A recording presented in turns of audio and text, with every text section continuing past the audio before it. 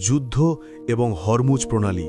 আপনিও ভাবছেন কেন হরমুজ প্রণালীতে এত দাপট ইরানের?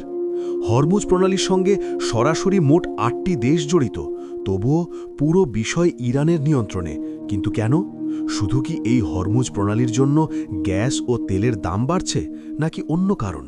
আর এই যুদ্ধে কেনই বা এই ১০০ মাইলের জলপথটা বেশি গুরুত্ব পাচ্ছে? চলুন তোমাদের সামনে এক এক করে সবকিছুই বলছি। পশ্চিম এশিয়ার সবথেকে ছোট জলপথ এই হরমুজ প্রণালী। একদিকে পারস্য উপসাগর এবং অন্যদিকে ওমান উপসাগর। এই দুই বিশাল জলভাগ এর মাঝখানে অবস্থিত ২১ মিটার চওড়া এই হরমুজ প্রণালী।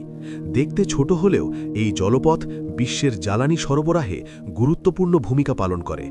বহু দেশের তেল এবং গ্যাস এই পথ দিয়ে পরিবহন হয়ে থাকে।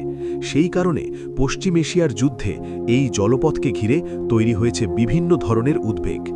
ভারতের সঙ্গে হরমুজ প্রণালীর দূরত্ব মানচিত্রে অনেকটা মনে হলেও বাস্তবে কিন্তু ততটাও নয়।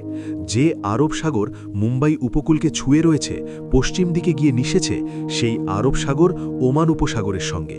এই কারণে হরমুজ প্রণালীতে কোনো কিছু অস্থিরতা হলেই তার প্রভাব পড়ে ভারতের উপর।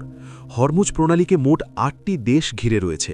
এর মধ্যে অন্যতম আর এক শক্তিশালী দেশ হল ইরান। পশ্চিম এশিয়ার বড় সংঘাতের সূত্রপাত হয়েছে।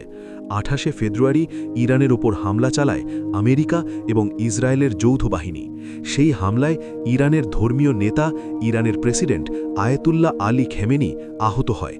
এরপরে পরিস্থিতি আরও খারাপ হয়ে পড়ে। ইরান প্রতিশোধ নিতে আমেরিকার পশ্চিম দিকের ঘাঁটিগুলিতে হামলা চালায় এবং আমেরিকাও ইরানের উপর হামলা চালায়।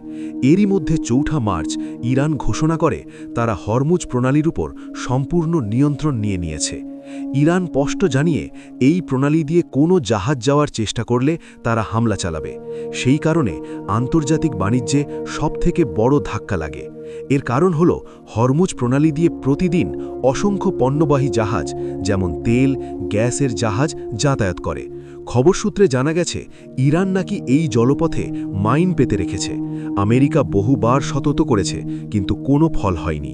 ইতিমধ্যে অনেকগুলি পণ্যবাহী জাহাজ হামলার শিকার হয়েছে। গুজরাটের দিকে যাওয়া একটি থাইল্যান্ড জাহাজকে হামলা চালায় ইরান। এর ফলে অনেকেই মারা গেছে। উদ্ধার হয়েছে হাতে গোনা ২-৪ জন।